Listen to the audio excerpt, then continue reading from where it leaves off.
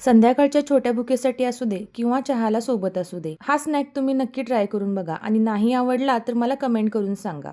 डझनभर केळामधली 1-2 शेवटची केळी ही अशीच बाहेर जातात. म्हणून अशा पिकलेल्या केळ्यांपासून आज मी पुऱ्या बनवल्या. एका भांड्यामध्ये पिकलेली केळी सालं काढून घेतली, त्याचे तुकडे केले, त्याला चमच्यानी चांगलं स्मॅश करून घेतलं. पिकलेली केळी चवीला गोड असतात, त्याच्यामध्ये अर्धी वाटी गुळ मी इथे वापरला, तो चमच्याने मिक्स करून घेतला. या मिश्रणामध्ये जो गुळ वापरलाय तो वितळण्यासाठी हे मिश्रण आपण गॅसवरती गरम करून घेऊया. गुळ वितळायला सुरुवात झाली की त्याच्यामध्ये 2 चमचे तूप घालायचं.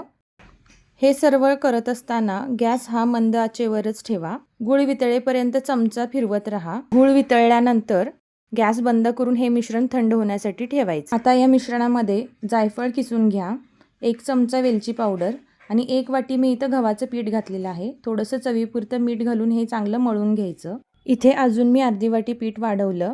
तुम्हाला हवं असेल तर तुम्ही पण वाढवू शकता. अगदी लागलं तर थोडं थोडं पाण्याचा हात घेत ही कणिक चांगली घट्ट मळून घ्या. कणिक चांगली मळून झाल्यावर ती 1-2 तासासाठी ठेवून द्या. 1-2 तास ठेवून झाल्यानंतर तुम्हाला हव्या तशा त्याच्या पुऱ्या लाटा.